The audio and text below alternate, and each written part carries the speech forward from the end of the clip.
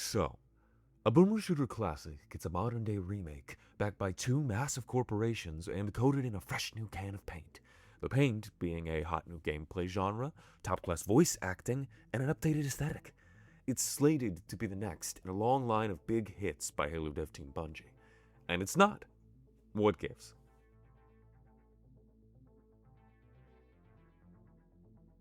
Let's lay some groundwork.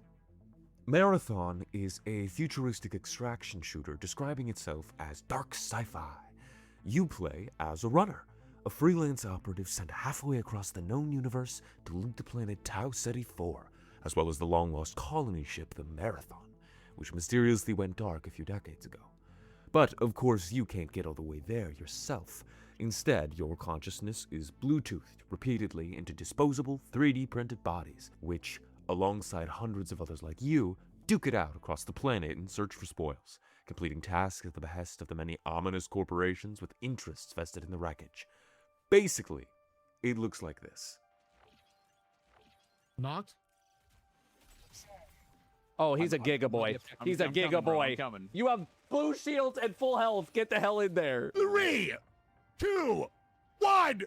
Come get some button! Yeah! Now, at the risk of sounding like an advertisement, I think there's a lot to love here. There is the art direction, the Bungie-specific gunplay and game feel, unique and impactful loot, extremely consistent updates and balance fixes, stylized lore with an appealing unlock system, a diverse character set, advanced and threatening enemy AI that will not give you any handouts, excellent environmental storytelling, cat named Bingus, lobsters in several appealing colors, but more than all that, the game takes serious risks. For its model, the level of care it gets from its dev team is immense, with weekly updates, experimental game modes, and quick response fixes pushed out at a truly alarming rate. Y'all good over there at Bungie? More importantly, the game takes risks in its presentation. The aesthetic is one great example. It's strongly stylized and oftentimes jarring set of visuals. And despite the fact that it's less than marketable to a general audience, it's stuck as part of Marathon's artistic identity. This is very much not the standard for live service games. Look to Epic's cash cow Fortnite. Originally a tower defense shooter with a distinct comic-y style, it has, over time, lost any sense of its original identity. Bungie's willingness to stand behind their creative choices shows commitment to their vision, even in spite of their, well, less than stable financial backing. Let's talk about the horde of elephants in the room.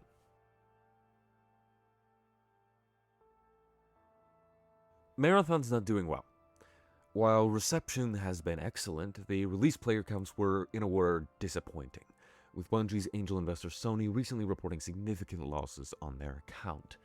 In-game, this can be felt via long queue times and saturated skill tiers, and though hopes were high for a comeback going into an exciting second season, retention's looking dire. So what's going on? Is Marathon just a bad game? Well, let's ask the players. Doing some simple word frequency analysis, conversation about the game circles around a few key phrases. I've lumped these concerns together into 3 categories: bad optics, bad structure, and bad talk. We'll go through them piece by piece.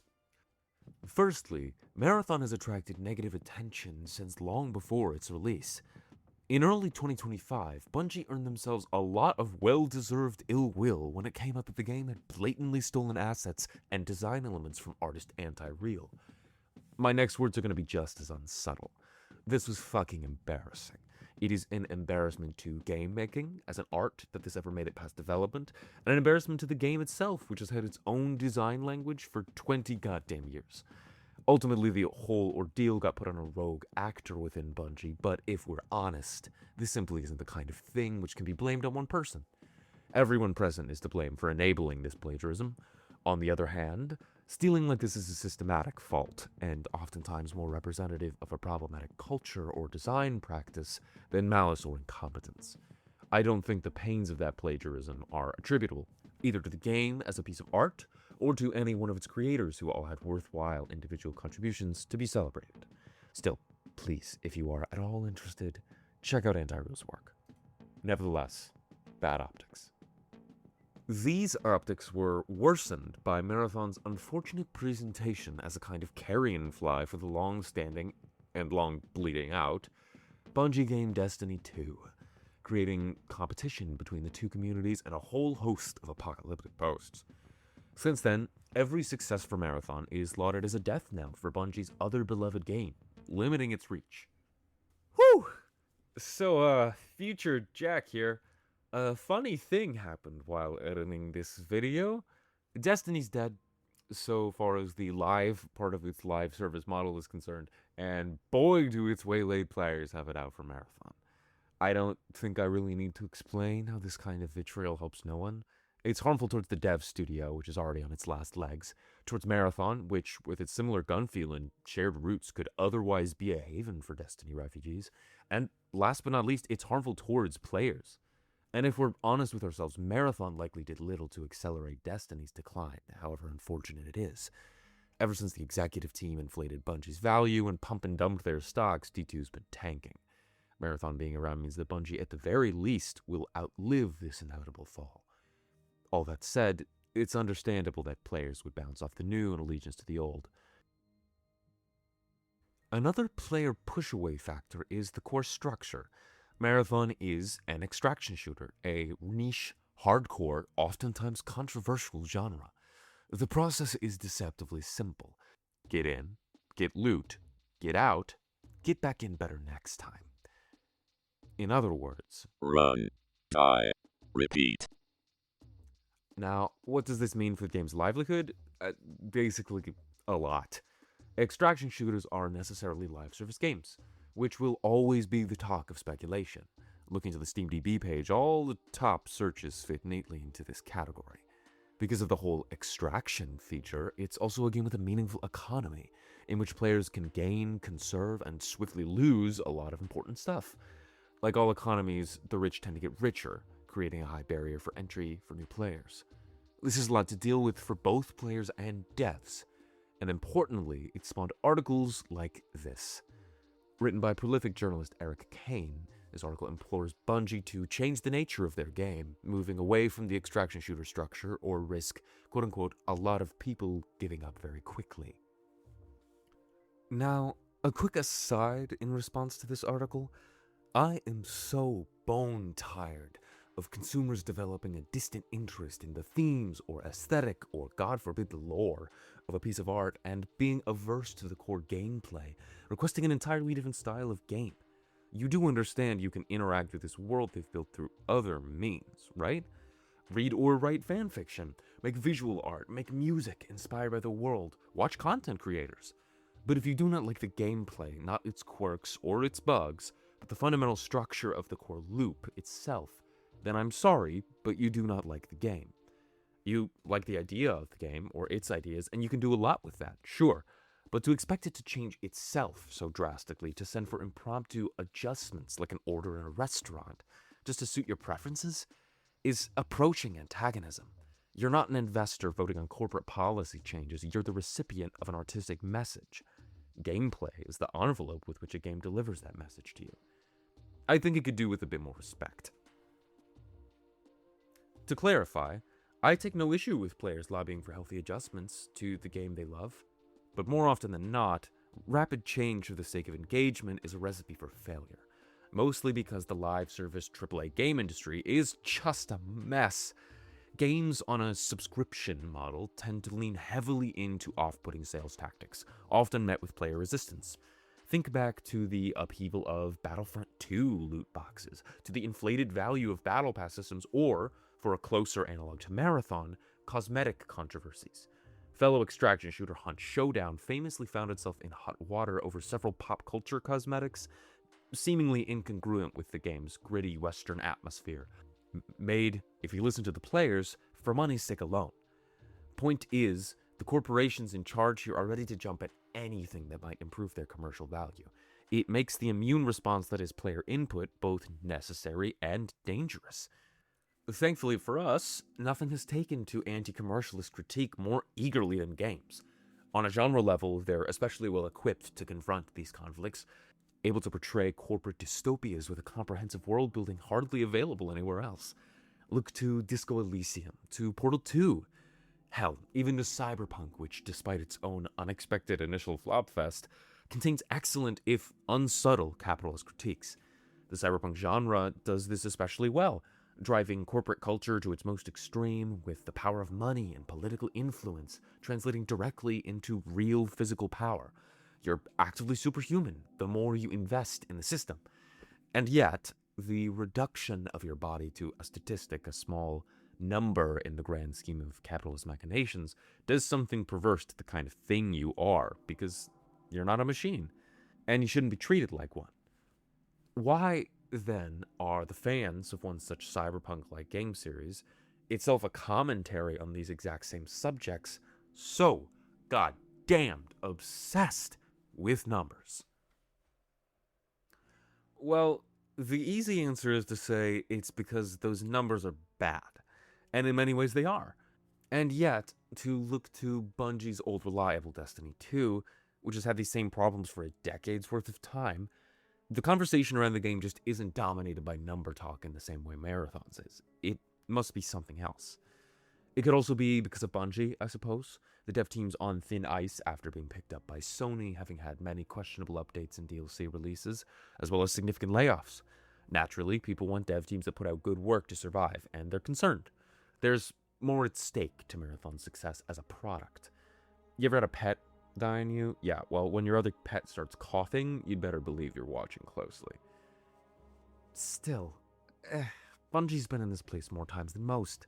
Having ran a live service game for 10 plus years, they've had their fair share of downhill moments, and in all those moments, the sentiments were more turned towards how they could bring things back around with better game updates and releases, improvements to their art, rather than their statistics. At least, so far as player talk was concerned. So yet again, it must be something else. There has to be something else. People don't just talk like this by themselves. I can understand it coming from a game's dev team or its producers, but players are meant to be the litmus test for artistic merit. I mean, this game has real draw and exciting things to say. There's quality work put in here, visuals to make your spine shiver, people enjoying themselves. There's big flaws, too. And you're talking about business reports, of all things?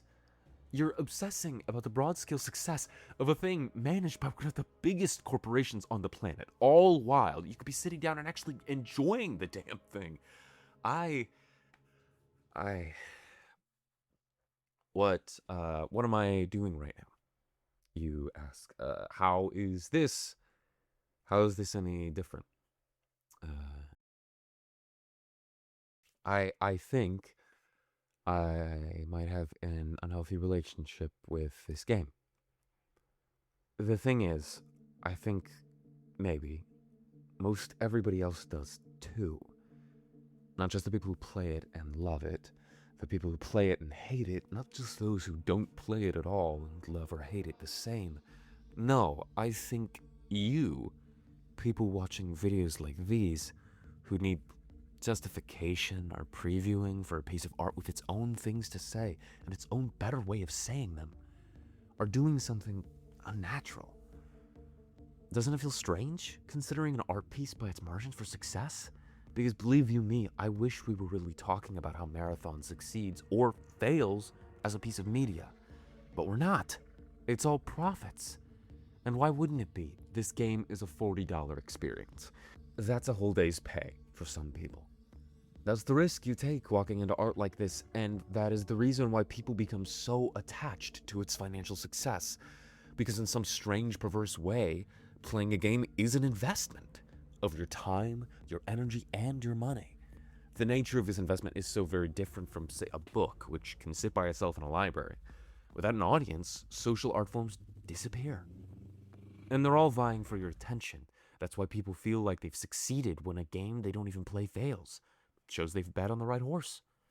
It's why people who have every reason to despise the corporate domination of games as an art, who've been actively fucked over by that system, are watching it like the fucking stock market. And if players are judging games by their prospective success, investing on viability rather than merit, then companies can stop taking risks. Let me put it this way. A profitable game is not necessarily a good one, and an unprofitable one is not necessarily a bad one. If the systems in charge of the online game market can mix up those distinctions, then they can get away with making bad but lucrative games. And you can see some examples of this. Look to the long-hated line of NFT blockchain games with hardly any meat on their bones, to monetized game hubs like Roblox or Fortnite. Marathon's not a game that wants to end up like this. In fact, it's the opposite. As a game that takes risks, operates on the level of artistry rather than efficiency, it sticks out, like a sore thumb, like a stray nail in the broader market waiting to be hammered into place. Marathon's not a bad game. Right now, it is simply an unpopular one. And it nevertheless deserves a place to exist. Now, I know these worries might seem a bit hopeless. Maybe it's not possible for a AAA live service game to avoid the whims of the market, and like the Eric Kanes of the world, all this is really on me for having impossible expectations. But something about Marathon had me hopeful that it would be the kind of game to break free from profiteering and escape its roots as a AAA product. Bungie's attitude towards risk, the precedent within the genre, the present themes. There was and still is opportunity here for something truly experimental. So, what do we do? Well, we could take a pragmatic approach about it, appreciate what's there while we can before the game either dies or succumbs to market demands. That's the mode that other Bungie games are currently in. You'll see lots of this online. Creators posting that they're leaving the game after X hours, finally done, or whatnot. For someone treating the game like an investment, that's an entirely understandable response. And in many ways, it's the response expected of you by the game. Get in, get yours, get out.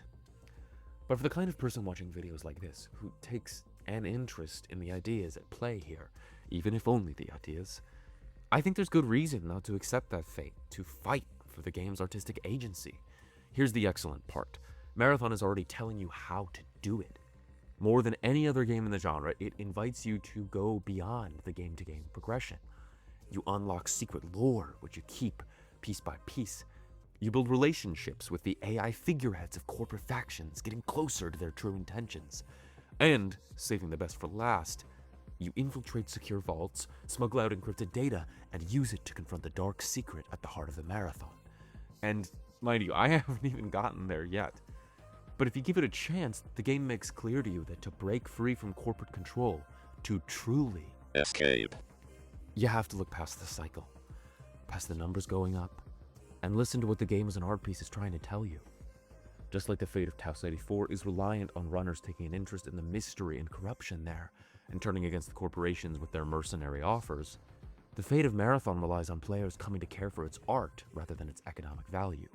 You could play into the system, or you could escape. A short end note.